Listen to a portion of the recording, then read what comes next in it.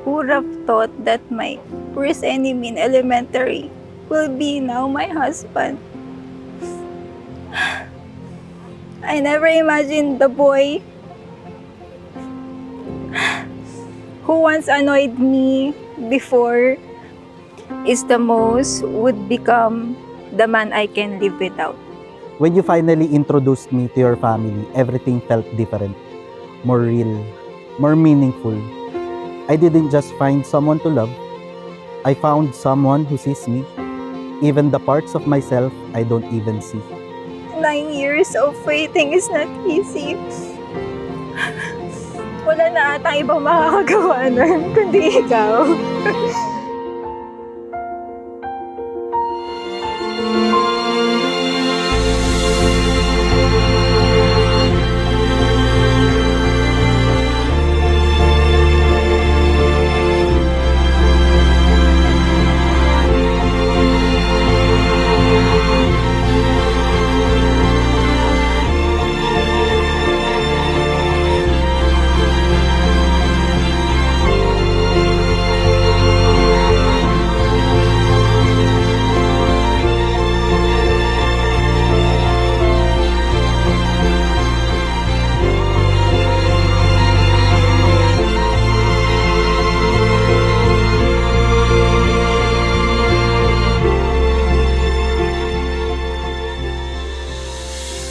Naan, we met as kids, never knowing that one day we would be standing here, choosing each other on purpose.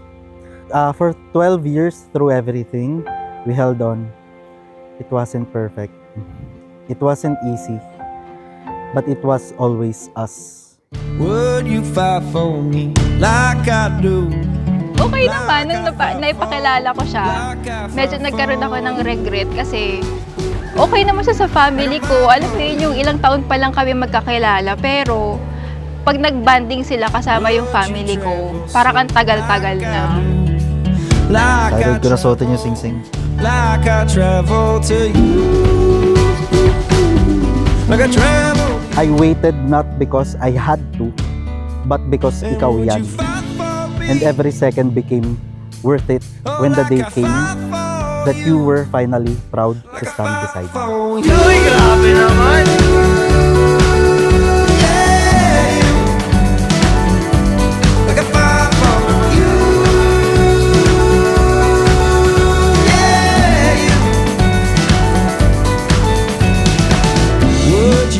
Si Maria, si Jose, si Jesus, isang pamilya, nagkakasundo-sundo. Gusto nila, tularan natin sila. Tingnan niyo po mga ninang po ninyo, mga ninong po ninyo, mga magulang po ninyo. Hanggang ngayon, magkasama pa sila. Walang separation. Yan ang gusto ng Diyos.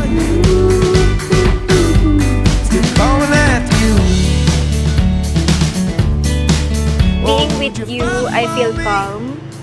Lahat ng worries ko, in-overthink ko, nawawala pag ikaw ang kasama. Like I fight for you. Yeah. Like I fight for you. Yeah. Like I fight for you. Yeah. Like I fight for you.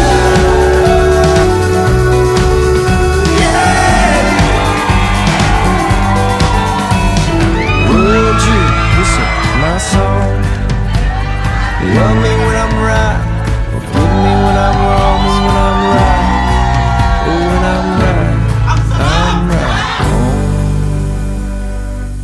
Yes, Ngayon na husband na kita, hindi ka na mag-iisa lagi sa bahay nyo kasi sa'yo na ako uuwi. I promise to support you and trust you in all your decisions in life. Lagi din ako andito to listen to you and try my best to understand you even in the moments when we don't see things the same way. Magkakilala na kami since elementary days. Ahead ako ng 1 year sa kanya. Actually, magkaaway talaga kami. Ilang beses na kami nag-guidance dahil gusto ko talaga siyang asarin kasi ang cute nung dalawang ngipin niya sa harap, ang laki. Inasar ko siyang Bugs Bunny. May nakita akong post niya, nilike ko lang. Tapos nag-chat siya sa akin. Sabi niya, "Hoy, kilala mo pa ba ako?" Ako medyo mapang-asar pa rin nun. Sabi ko, "Hindi na kita kilala. Sino ka ba?" Sabi niya ako daw ang nag-poke. Pero nung nireview ko yung history nun, siya naman yung unang nag-poke sa akin. Tapos nag-poke back lang ako. Tapos yun, nagkakamustahan na kami. Hanggang sa tuloy-tuloy na yung pag-uusap namin. You and I, for all we know, it couldn't get better than this. Almost a year of preparation. Ito na. Ito na yan. Moment mo na to, sis. Kaya nga. Wala nang magsistil sa'yo ng thunder. Yeah. Like, Ito na talaga. Yes. Ito na yun. Wrapped around your fingers, even when I couldn't help you. Shelter from all fear when you knew Si Ate Chay. I saw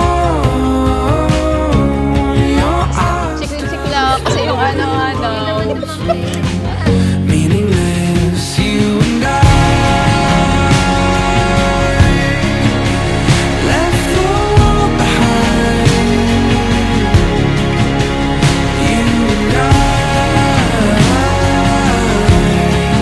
all we know, it couldn't get better than this.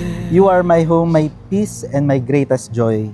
And if I had to choose all over again, in all the lifetime or in every version of you, it would still be you.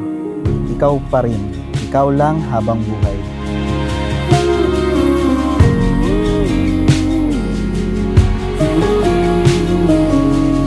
Everything, I can finally say you are now my home. Di na natin need magpaalam or tumakas kasi ikaw na uuwian ko palagi. And I